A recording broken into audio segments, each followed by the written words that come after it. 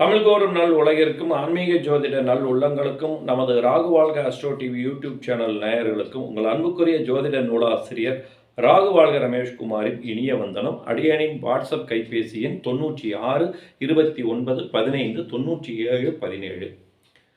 குரோதி வருட தமிழ் புத்தாண்டு பலன்கள் மற்றும் குரு பயிற்சி பலன்கள் மீன ராசிக்காரர்களுக்கு எப்படி இருக்கிறது என்பதை பார்க்கலாம். மீன ராசிக்காரர்கள் உணர்வு பூர்வமானவர்கள், எளிதில் உணர்ச்சி வசப்படக்கூடியவர்கள், எளிதில் அழக்கூடியவர்கள், எளிதில் சிரிக்கக்கூடியவர்கள், எளிதில் சீரக்கூடியவர்கள்.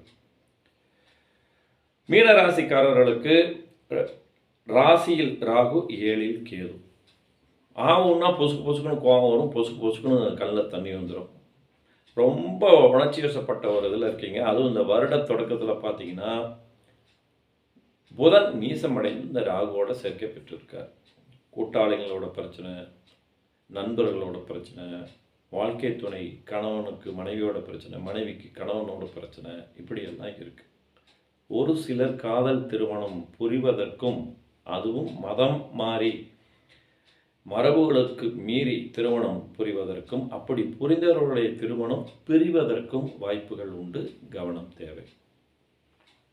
இருப்பினும் நீங்கள் தைரியமாக செயல்படுவீர்கள். இதுவரை 2இல் இருந்த குரு தைரியஸ்தானமாகிய உங்கள் ராசிக்கு 3ஆம் இடமாகிய ரிஷபத்திற்கு பயிற்சி அடைகிறார். சரி, தைரியம்தான் இருக்குதே அப்படின்னு நினச்சிக்கிட்டு ஏனோ தானோன்ட்டு நீங்கள் இருந்துடாதீங்க.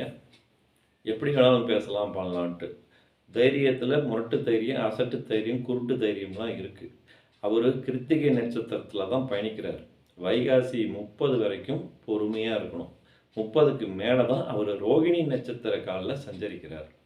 அப்போ வைகாசி 30க்கு மேலே தெளிவான முடிவெடுக்கக்கூடிய ஒரு பக்குவம் உங்களுக்கு கிடைக்கும். கற்றலின் கேட்டல் நன்று என்ற சித்தாந்தத்தையும் உள்வாங்கி செயல்பட வேண்டியது அவசியம். அதுவும் தகுந்த ஜோதிட வழிகாட்டுதலை முறையாக பின்பற்றி அலட்சியப்படுத்தாமல் அவசியமாக கருதி பின்பற்றினால் சிரமங்களை தவிர்க்கலாம், யோகங்களை பெருக்கலாம். அடுத்து மீனராசிக்காரங்களுக்கு 12இல் சனி, விரய சனி, 7.5 சனியின் தொடக்கம். அவர் ஆட்சி பெற்று இருக்கிறார். இருப்பினும் 2ஆம் அதிபதியாகிய செவ்வாய் சனியுடன் சேர்க்கை பெற்று 12இல் இருக்கிறார் சில நாட்களுக்கு. வைகாசி 19ஆம் தேதி வரை யாரிடமும் கடுமையாக பேசிவிடாதீர்கள். உணவு விஷயத்தில் கவனமாக இருங்கள். அடுத்தது, உங்கள் ராசியிலேயே கிரகணம் நடைபெற இருக்கின்றது. அதாவது புரட்டாசி மற்றும் பங்குனி மாதத்தில். இந்தியாவில் இந்த வருடம் கிரகணம் தெரியாது என்றாலும் கூட உங்கள் ஜனனகால ஜாதகத்தில் சந்திரனுடன் ராகுவோ கேதுவோ சேர்க்கை பெற்று இருந்தால் அது கிரகண தோஷம் உள்ள ஜாதகமாகும். கிரகண தோஷ பரிகார நிவர்த்தி செய்து கொள்ள வேண்டியது அவசியம். மேலும் மீனராசிக்காரர்கள் அதிக லௌகீகத்துக்கு ஆசைப்பட்டு அதற்கு அடிமைப்பட்டு விடக்கூடாது. கவனம் தேவை. வீடுமனை வாகனத்தை சரியாக பராமரித்து கொள்ள வேண்டும். நட்பு விஷயத்தில் இது கூடா நட்பா, கேடு விளைவிக்கக்கூடிய நட்பா, அவசியமானதா அவசியமற்றதா என்பதை தகுந்த விதத்தில் யோசித்து முடிவெடுக்க வேண்டியது மிக மிக அவசியம். உங்கள் எதிர்பார்ப்புக்கு ஏற்றாற்போல் வாழ்க்கை துணை இல்லை, நண்பர்கள் இல்லை என்ற நிலைப்பாடு இந்த வருடத்தில் இருக்கும். அதிக எதிர்பார்ப்பை ஏற்படுத்தி கொண்டு ஏமாற்றத்தை சந்திக்க வேண்டாம்.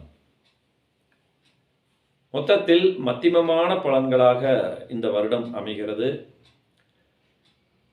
மன தெளிவுடன் துணிவுடன் செயல்பட்டால் இவற்றையெல்லாம் சரியான விதத்தில் பாதுகாப்பாக கடந்து வரலாம் என்பதுதான் இந்த குரோதி வருடம் தமிழ் புத்தாண்டு பலன்களாக, குரு பயிற்சி பலன்களாக உங்களுக்கு அமைகிறது. நமது ராகு வாழ்க அஸ்ட்ரோ டிவியை தொடர்ந்து பார்த்து ரசித்து உங்கள் மேலான ஆதரவை தாருங்கள். லைக் பண்ணுங்கள், கமெண்ட் பண்ணுங்கள், ஷேர் பண்ணுங்கள், மறக்காமல் சப்ஸ்கிரைப் பண்ணுங்கள். மீண்டும் நல்லதொரு பதிவில் நாம் சந்திப்போம். அதுவரை உங்களிடமிருந்து விடைபெறுவது உங்கள் அன்புக்குரிய ஜோதிட நூலாசிரியர் ராகு வாழ்க ரமேஷ்குமார். அடியனின் வாட்ஸ்அப் கைபேசி எண் 96 29 15 97 17. நன்றி, வணக்கம்.